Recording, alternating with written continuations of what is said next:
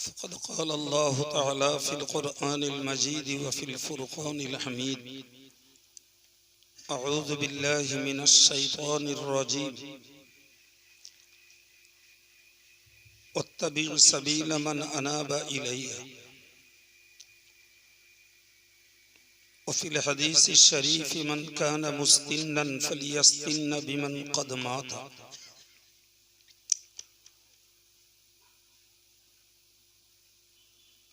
সম্মানিত আজকের সভার আয়োজক, গ্রামের জওয়ান ছেলে, সহযোগী গ্রামের ভাইরা ও মায়েরা, সম্মানিত ওলামায়ে কেরাম, সুধী জ্ঞান পিপাসু দিনদার ইমানদার শ্রোতা মণ্ডলী, সমস্ত প্রশংসা আল্লাহ পাকের দরবারে, যিনি দুনিয়ার ব্যস্ততার ভিতর থেকেও তার দ্বীন শরীয়ত আলোচনা শোনা বোঝার এ মজলিসে আমাদেরকে বসার তৌফিক দিয়েছেন। সকলেই বলি আলহামদুলিল্লাহ।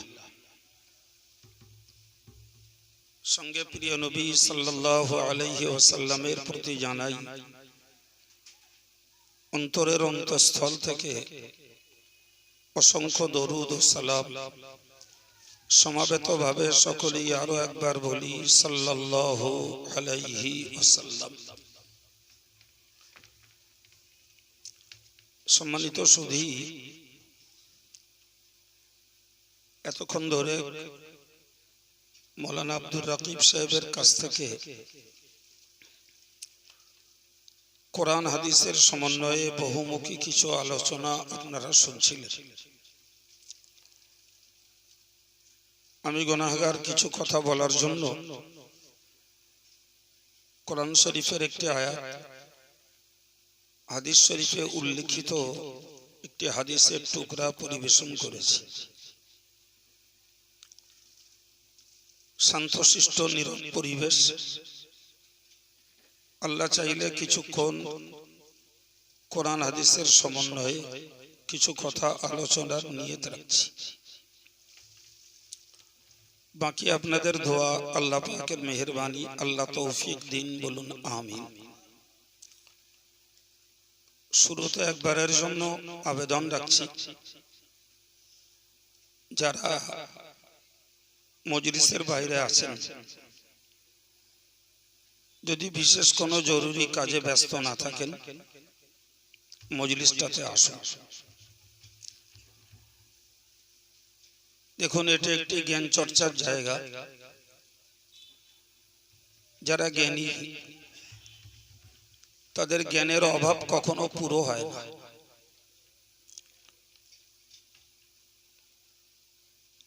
কথাটাকে আবার বুঝুন, যারা জ্ঞানী তাদের জ্ঞানের অভাব পুরো হয় না, জ্ঞান কখনো মিটে যায় না। বড় জ্ঞান সংগ্রহের আগ্রহ তাদের আমৃত্যু থেকে যায়। কিন্তু যারা অজ্ঞানী, তারা মনে করে যা শিখেছি আর প্রয়োজন নেই। কিন্তু জ্ঞানী মানুষ যারা, তারা মরণ পর্যন্ত জ্ঞান লাভের প্রতি আগ্রহী থাকে। এটাই সাধারণ নিয়ম। সেজন্য আমি আহ্বান করছি যে আমরা যারা জ্ঞান লোভী, মজলিসটাতে বসলে আল্লাহ চাহে তো আরো কিছু জ্ঞান লাভ হতে পারে। ভাই, সবসময়ের জন্য একটা কথা মনে রাখবেন, সেটি হলো কোরআন শরীফে আল্লাহ বলেছেন ওয়াফাওকা কুল্লি যী ইলমিন আলিম। প্রত্যেক জ্ঞানীর উপরে জ্ঞানী রয়েছে। এটি কোরআনের বক্তব্য। সুতরাং কেউ যদি মনে করে যে আমার থেকেও আর কেউ বেশি জানেন না, সেটা তার ভুল সিদ্ধান্ত। বরং আল্লাহ পাকের বক্তব্য হলো জ্ঞানীর উপরে জ্ঞানী রয়েছে। সেই জন্য নিজের জ্ঞানের বিকাশ ঘটাবার পূর্বে যারা আমার ঊর্ধ্বে জ্ঞানী মানুষ তাদের জ্ঞানকে মূল্য দিতে হয়। কিন্তু সাধারণ শ্রেণীর কিছু মানুষ রয়েছে যারা কোরআন হাদিসের মৌলিক জ্ঞানে একেবারে শিশু পর্যায়ে, খুব কাঁচা।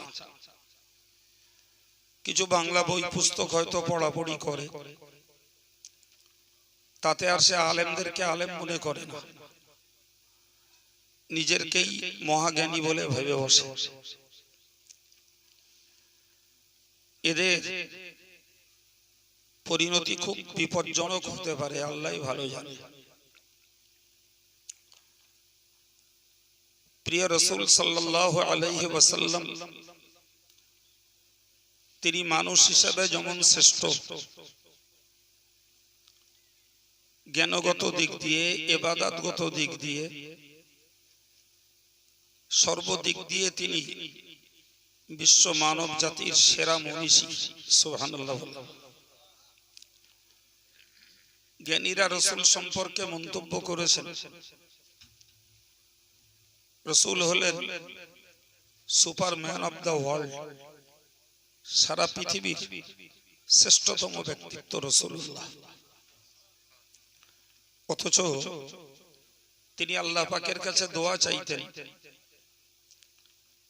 নিজে বলতেন আল্লাহুম্মা জাআল ফি বাইনি সগীরা, আল্লাহ তুমি আমাকে আমার নিজের চোখে ছোট করে দেখাও, আমি যেন নিজে নিজেকে ছোট মনে করি। ওফি আয়ুনিন নাসি কাবীরা, আর মানুষের চোখে আমাকে বড় করে দেখাও। সুবহানাল্লাহ। আমরা গাগ্রামের মানুষ, একটা কথা খুব ছোটবেলা থেকে শুনে আসি, বললে সবাই বুঝবেন। জ্ঞানীদের কথা কে বলেছেন, কবে বলেছেন হয়তো জানা যায়, কিন্তু কথাটা আমাদের মাঝে ছড়িয়ে আছে। নিজে যারে জ্ঞানী বলে জ্ঞানী সেই নয়, লোকে যারে বড় বলে বড় সেই হয়। সুতরাং নিজে নিজেকে জ্ঞানী ভাববো, নিজে নিজেকে বড় ভাববো, এটা এক পর্যায়ের ইবলিসি স্বভাব। নাউজুবিল্লাহ বলে ভাই, ইবলিসের স্বভাব কোন ইমানদারের পক্ষে নেওয়া উচিত? হ্যাঁ না বল। ইবলিস তো আল্লাহকেই বলেছিল আনা খায়রুম মিনহু, আনা খায়রুম মিনহু, আল্লাহকে অ্যাড্রেস করে, আল্লাহকে সম্বোধন করে ইবলিস বলেছিল আমি আদমের থেকেও শ্রেষ্ঠ। সঙ্গে যুক্তি দিল খলাকতানি মিন নার ওয়া খলাকতাহু মিন তিন, আল্লাহ তুমি বানিয়েছো আমাকে আগুন দ্বারা, আদমকে বানিয়েছো মাটির দ্বারা। তো মাটির গতি নিম্নমুখী আর আগুনের গতি ঊর্ধ্বমুখী, তা আমি ঊর্ধ্বগতির আগুনের তৈরি ইবলিস হয়ে নিম্ন গতির মাটির তৈরি আদমকে কেবলা বানিয়ে সেজদা করব। আল্লাহ তোমার এই নির্দেশটা অযৌক্তিক, অদার্শনিক, অবৈজ্ঞানিক, যুক্তিসম্মত নয়। চিল্লে বলুন নাউজুবিল্লাহ। এ থেকে বুঝতে পারা যায় আল্লাহর সিদ্ধান্তের উপরে ইবলিস নিজের সিদ্ধান্তকে চাপিয়ে দিল। ঠিক কিনা বলেন? প্রকারান্তরে সে বুঝাতে চাইল যে আল্লাহ পাকের পক্ষ থেকে আদমকে কিবলা বানিয়ে সিজদা করার আদেশ করাটা আল্লাহর নাউজুবিল্লাহ ঠিক হয়নি, কারণ আমি আদমের থেকেও শ্রেষ্ঠ। পরিণতি তার কপালে জুটলো, সে একদিকে আল্লাহর রহমত থেকে বঞ্চিত, জান্নাত থেকে বহিষ্কৃত, ফেরেশতাদের দল থেকেও হলো বিতাড়িত। কথা বুঝতে পারছেন? অপরাধ নিজেকে বড় ভাবা, নিজেকে জ্ঞানী পণ্ডিত ভাবা, এটাই ইবলিসের কপালে দুর্গতি ডেকে আনলো। সম্মানিত ভাইরা মায়েরা, আমি বিশ্বাস করি যারা প্রকৃত দিনদার, প্রকৃত আল্লাহওয়ালা, এরা কখনো নিজেদেরকে বড় ভাবে না, বরং বড় ভাবে তারাই আমাদের দেশের প্রচলিত ভাষায় বলে অল্প বিদ্যা ভয়ঙ্কর, কথায় বলে না। তো যাদের মানসিকতায় রয়েছে বিদ্যা অল্প কিন্তু মানসিকতায় আছে অনেক বেশি, প্রিয় ভাই, এরাই হয় নিজের সমাজের গ্রামের জন্য বিপজ্জনক। কথা বুঝতে পারছেন? কিন্তু প্রকৃত যারা দিনদার হয় তারা কখনো জ্ঞানের উপরে, ইবাদতের উপরে, আমলের উপরে, তাসবিহ তিলাওয়াতের উপরে কখনো তারা অহংকারী হয় না। প্রিয় নবী এই জন্য বলতেন, আল্লাহ তুমি আমার চোখে আমাকে ছোট করে দেখাও, অন্যের চোখে আমাকে বড় করে দেখাও। আল্লাহুম্মা জাআলনি শাকুরা, আল্লাহ তুমি আমাকে তোমার কৃতজ্ঞ বান্দা বানাও। ওয়াজআলনি সাবুরা, আল্লাহ আমাকে ধৈর্যশীল বানাও। তো আমি আমার আজকের আলোচনার শুরুতে প্রিয় নবীর আদাত কে সামনে রেখেই আলোচনা শুরু করেছি যে এই যে মজলিসটা, এটা জ্ঞান চর্চার মজলিস। জ্ঞান চর্চা করার জন্যই কর্তৃপক্ষ পরিবেশটাকে তৈরি করেছে। আপনাদের কাছে দাওয়াত গেছে, আপনারা এসেছেন, আর আমাদের কাছে দাওয়াত গেছে কিছু বলার জন্য। আল্লাহ আমাদেরকেও আনিয়েছেন কিছু আলাপ আলোচনার ভিতর দিয়ে আমরা কিছু জ্ঞান লাভ করব। তো এই পরিবেশটা তাদের জন্যই মজাদার, তাদের জন্যই প্রিয় যারা জ্ঞান লোভী, জ্ঞানের প্রতি যাদের আকর্ষণ আছে। ভাই রিওয়ায়েতে এসেছে, উনজুর ইলা মা ক্বাল ওয়ালা তানজুর ইলা মান ক্বাল। কথাটা কি? যে কে বলছে ওইটা দেখো না, দেখো লোকটা কি বলছে। বাংলাটা তো মুখস্থ করতে অসুবিধা নেই। কে বলছে ওইটা আগে দেখো না, দেখো কি বলছে। এখন এই কথাটার যদি আমি একটু বিস্তার করে ভেঙে বলি তাহলে কি দাঁড়াবে? যে কেউ বলুক তার কথা শোনার দরকার আছে, না শুনলে বুঝবো কি করে কি বলছে। তো কত বোঝা গেল? কথাটা কি হলো? যে কেউ বলুক তার কথা শোনার দরকার আছে, তবে লোকটা কি বলছে বোঝা যাবে। এখন ওই লোকটাকে এই বিবেচনাটা আগে করো না, আগে বিবেচনা করো তার কথাটাকে। সম্মানিত ভাইরা আমার, প্রিয় ছেলেরা, এখন ধরে নেন আমি আব্দুল কাইয়ুম কারুর কাছে খুব অচ্যুত ব্যক্তি, খুব ঘৃণ্য ব্যক্তি, XYZ কারুর কাছে। এখন ওই লোকটা যদি মনে করেন যে এই লোকটা আমার কাছে অচ্যুত, এই লোকটা আমার কাছে ঘৃণ্য, ভাই তাহলে আমি যত কথাই বলি আর যত ভালো সুন্দর কথাই আল্লাহ আমার দিয়ে বলাক, তার কাছে একটিও ভালো বলে গ্রহণযোগ্য হবে না। এটাই সাধারণ মানসিকতা। জি, কিন্তু যদি মনে হয় যে লোকটা খারাপ হোক আমার কাছে, কিন্তু লোকটার কথাগুলো ভালো, যদি এই মানসিকতায় কোনো কথা শ্রবণ করা যায় তাহলে একদিন মানসিকতার পরিবর্তন হবে। কথা বলো ভাই, এটাই ছিল প্রিয় নবী সাল্লাল্লাহু আলাইহি ওয়াসাল্লামের যুগে ওই সময়কার মানুষদের একটা মৌলিক নিয়ম। কিরকম?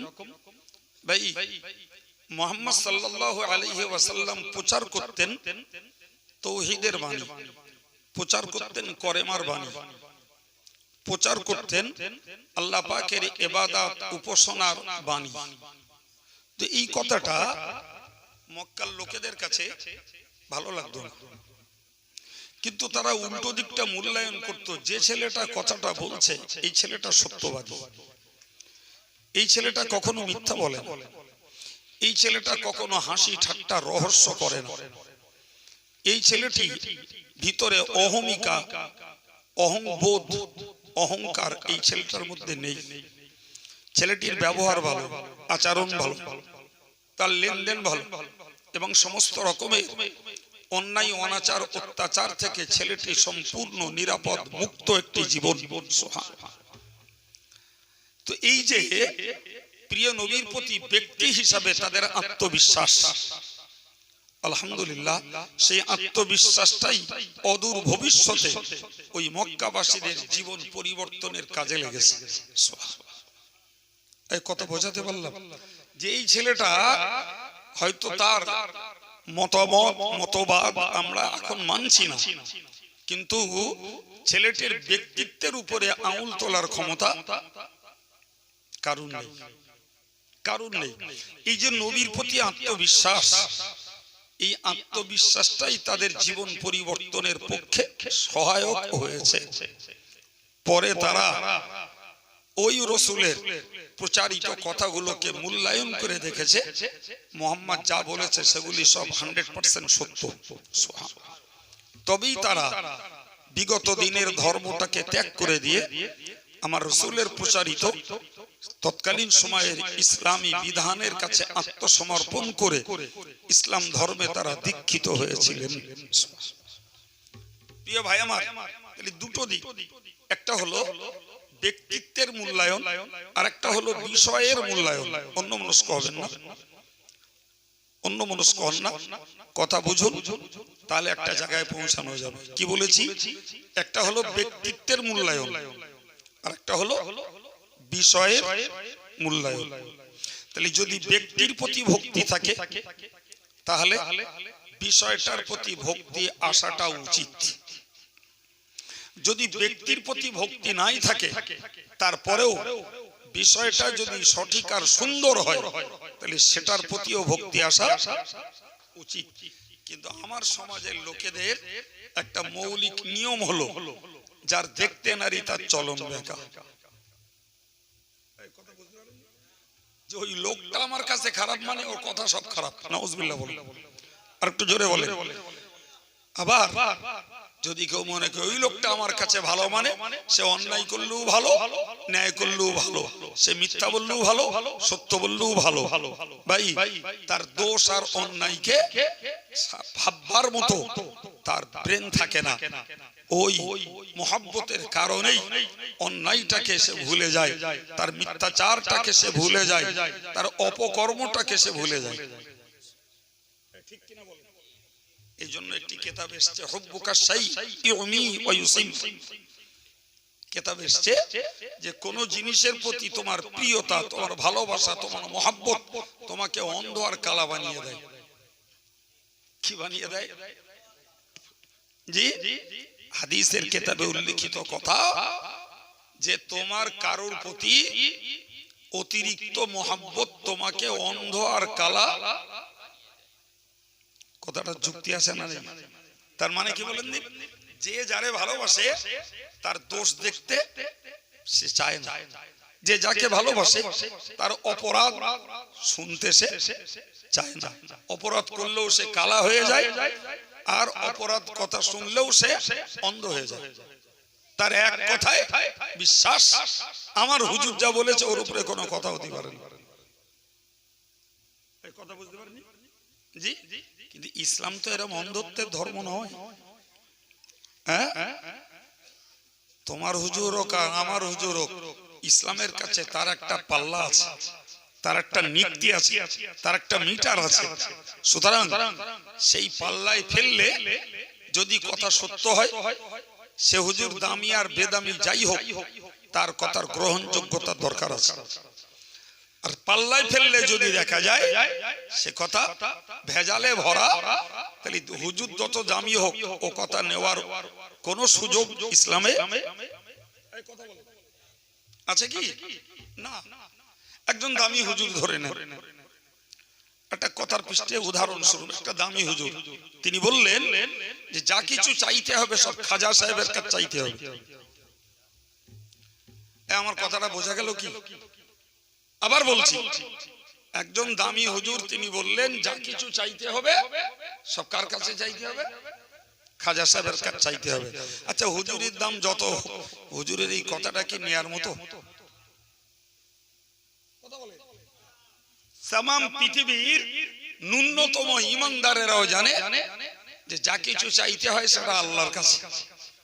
কার কাছে? এখন খাজার ভক্তি দেখাতে যেয়ে যদি কেউ যা কিছু চাইতে হবে খাজার কাছে চাইতে হবে, আর এরপরেও যদি বলা হয় যে আমার হুজুর বলেছে, তাহলে আমিও কথা মানবো, নাউজুবিল্লাহ, তোমার ঈমান আমল তুমি হাতে করে শেষ করছো। হুজুর তোমার দামি হোক, কিন্তু হুজুরের কথাটা 100% রিফিউজেবল, 100% ওটা প্রত্যাখ্যানযোগ্য। ও কথা কখনো কোনো ইমানদার মেনে নিতে পারে না। প্রিয় ভাই আমার, তো কথা বলতে যে আমি এই কথা বললাম, তাহলে আমাকে মূল্যায়ন করতে হবে যে প্রথমত বিষয়, প্রথমত কি বিষয় মূল্যায়ন করতে হবে, বিষয়টা কি বলছে। জি নিশ্চিত যে বলছে তাকেও দেখবো, এও দেখার দরকার আছে। জি হাদিসের কিতাবে মুসলিম শরীফের বর্ণনা এসেছে, ইন্না হাযাল ইলমা দীনুন, ধর্মের জ্ঞানটাই হলো ধর্ম। সুবহানাল্লাহ। ধর্মের জ্ঞানটা, বাক্যটা মুখস্থ করুন, আরবি মুখস্থ করার দরকার নাই, আরবি মোবাইল মুখস্থ করুন, আমরা বাংলাটা মুখস্থ করি। ইন্না হাযাল ইলমা দীনুন, ধর্মের জ্ঞানটাই ধর্ম, এই কথাটাই বুঝুন। কারণ মানুষ ধর্ম লালন করে তার জ্ঞানের ভিত্তিতে। কিসের ভিত্তিতে? একদম। সুতরাং জ্ঞান যদি সঠিক হয়, ধর্মজীবন সঠিকভাবে দাঁড় করানো যাবে। সুবহানাল্লাহ। জ্ঞান যদি সঠিক হয়, কি বলেছি বলেন বলেন, জ্ঞান যদি সঠিক হয় তাহলে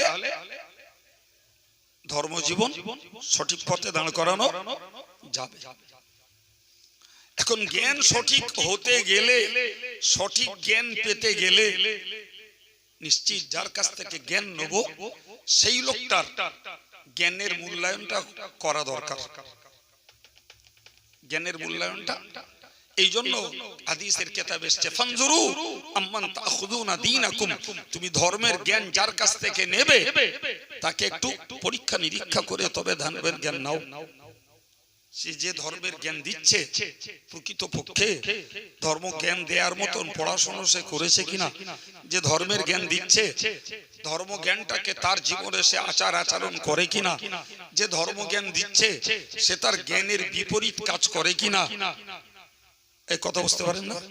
নিজের ধর্ম জ্ঞান স্বল্প, যেটা দিচ্ছেন তার উল্টো পথে তিনি চলবেন, তার জ্ঞানের সঙ্গে তার আমলের মিল হবে না। প্রিয় ভাই, ও জ্ঞান লাভ করে খুব বেশি আমরা কল্যাণ অর্জন করতে পারব। তাহলে আমার দুটো দিক দেখা, একটি হলো যে লোকটা বলছে সেই লোকটার প্রকৃত ধর্ম জ্ঞান দেওয়ার মতো যোগ্যতা আছে কিনা, আর যেটা বলছে সেটা প্রকৃতপক্ষে আমাদের জন্য উপকারের, কল্যাণের, মঙ্গলময় কিনা। কথা ঠিক না ভুল? দুটো যদি মূল্যায়ন করে আমরা ধর্ম জ্ঞান লাভ করি তাহলে আশা করা যায় আমরা একটা সঠিক জ্ঞানের জায়গায় পৌঁছাতে পারবো ইনশাআল্লাহ। জি আমায় দেখতে হবে, ভাবতে হবে। ধরুন ইউটিউবের যুগ, তাই ইউটিউবের একটা বক্তার বক্তৃতা পেলাম। কি পেলাম? ইউটিউবে একটা বক্তা, আমি তার আপাদ মস্তক কিচ্ছু জানি না, আপাদ মস্তক কিচ্ছু জানি না, লোকটা ভালো না মন্দ, সুন্নি না বেদাতি, কিচ্ছু খবর রাখি না। তবে বক্তৃতা শুনে দেখছি লোকটার বক্তৃতা ভালো, ভালো করে বুঝুন। এখন এই ভালো বক্তৃতা করতে করতে এই লোকটা তার ভিতরে একটা মন্দ কথা ঢুকিয়ে দিল। কি ঢুকিয়ে দিল? একটা মন্দ কথা ঢুকিয়ে দিল। আমি একটা দুটো উদাহরণ, ওই যেমন আগে একটা উদাহরণ বললাম, কি বলেছি? দামি হুজুর, কিন্তু কি বলেছে? যা চাইতে হবে। আচ্ছা এই কথাটা কি হুজুর যত দামি হোক মেনে নেবো আমরা? একজন হুজুর কি বিরাট দামি, জি, তিনি হজ করতে করতে বললেন যে মানুষের কল বুকের মাঝখান, বুকে না, কল হলো এই মাথার পেছনে। কথা বুঝতে পারেননি? অথচ কথাটা লাইভে অন ক্যামেরায় তিনি বলছেন, সারা বিশ্বের প্রবাসী বাঙালিদের কাছেও কথাটা পৌঁছে গেল। এখন হুজুর যত দামি হোক আর যত বড় মুফাসসিরে কোরআন হোক, যাই হোক না কেন ভাই, তো হুজুর তোমার ওই কথাটা আমরা নিতে পারলাম না। কারণ तमाम পৃথিবীর পীর ওলি সবাই এক বাক্যে বলেছেন যে মানুষের কলব হলো বাম স্তনের দু আঙ্গুল নিচেই কলবের মাকাম। সুবহানাল্লাহ বলে ভাই, এখন যদি সেই কল্পটাকে কেউ ব্রেনের পিছন দিকটায় নিয়ে হাজির করে, তো আমরা ও কথা, তো ব্যক্তি যত দামি হোক, এই ভুল কথাটা তো আমরা নিতে রাজি ভাই। এই যে বক্তার কথা, তানারই একটা কথা এরকম।